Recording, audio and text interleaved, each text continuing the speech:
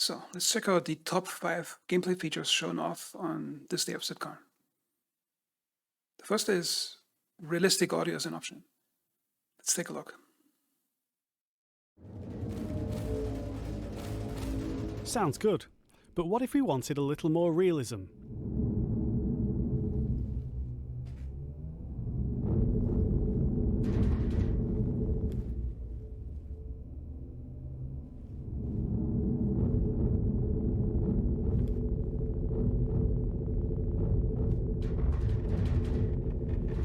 The audio propagation tech that we've been rolling out makes it easier to change the soundscape in real time, and a nice use of that technology is to provide a more realistic option. Here, your own weapons resonate through the hull of the ship, only what's in the pressurised cockpit is heard clearly, and the threat level feels higher due to the isolating lack of enemy weapon and ship audio.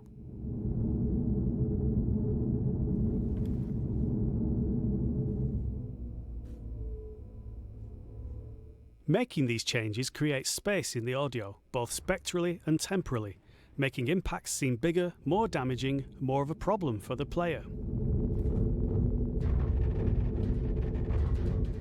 This realistic mode isn't limited to the flight experience, it's applied appropriately to the game as a whole.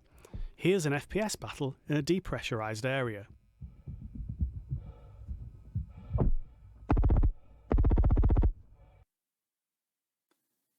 When I first saw this video, I got very excited because that's exactly what I wanted in audio for this game.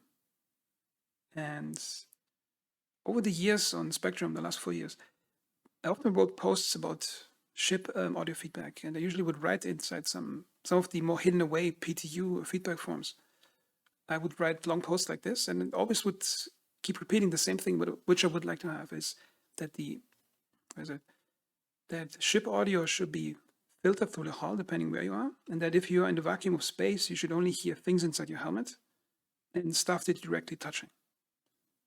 And I would imagine that some of my suggestions perhaps inspire the developers to pursue that feature. So I'm really happy about that.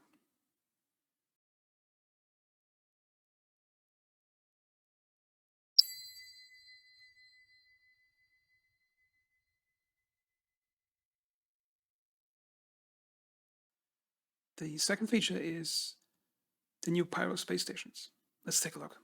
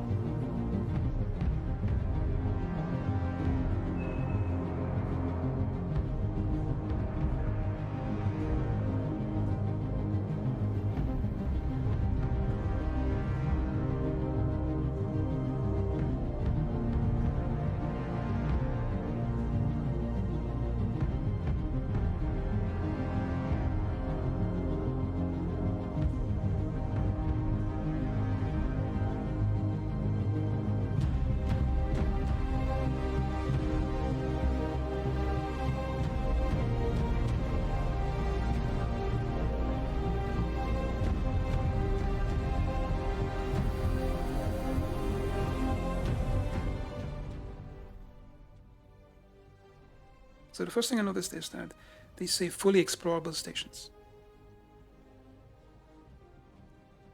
The second thing is pay attention to the camera in the last room at the end of the video before it leaves the last room. I assume that might not seem that special, however, notice the architecture of the room. The interior of the room matches the structure to the outside, which means it appears they're building space stations now, so the interior matches the exterior to some extent. So it's not like in the current space stations in the PU where you have small islands of geometry that are connected to other decks with magic elevators, and they only have one window to the outside, and the space station is this gigantically scaled thing that's just, but the interior doesn't match in any way to the exterior. The third feature was a real surprise for me, which is realistic weapon scopes. Let's take a look. So we've worked on a new scope shader, which is now going to be on all of our scopes moving forwards. And I'll give you a quick show of what that looks like in game. So on the first scope here, we're going to see it's got an infinite projected red dot scope sight. We've got lens distortions. You can see this little refraction and bending of light on it. You see it works when you don't have to be actually holding the rifle for it to work. We've got a correct emulation of eye relief on the scope. So we have the blur, distortions, chromatic aberration. And then we've also got support for digital displays like this one, which has light amplification and has support for EMPs. If you get an EMP, you're going to have the display is going to get distorted. So we're quite proud of this. We think it's going to give a much better, more realistic simulation of the scopes in the game. And I think I've kind of mentioned before, but it's not a fake effect. It applies to our scopes no matter where they are. You don't have to be using the scope. You could look down somebody else's scope and see the same thing. It's fully integrated into it, so it's really quite proud of that. For the fourth feature, I'm going to play music because it's an important moment for Star Citizen.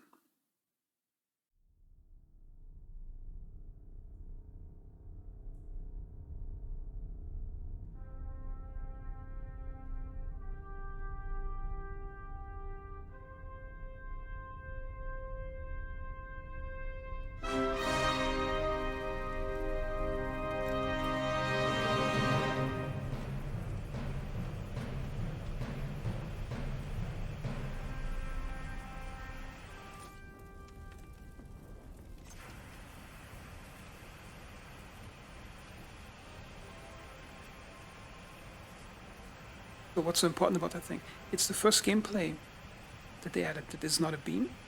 It has great particle effects, and the UI is not some magic floating thing on the screen. It's actually implemented on the device itself.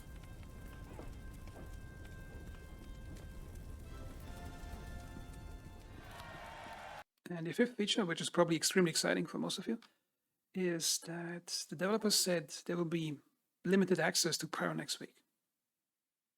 And they said to check out the website. So if you go to the website, it says introducing preview channel. You click on it, and it explains that over here on October 31st, players will be able to play Pyro on a separate server, which appears to be some type of test server. And access will be like this.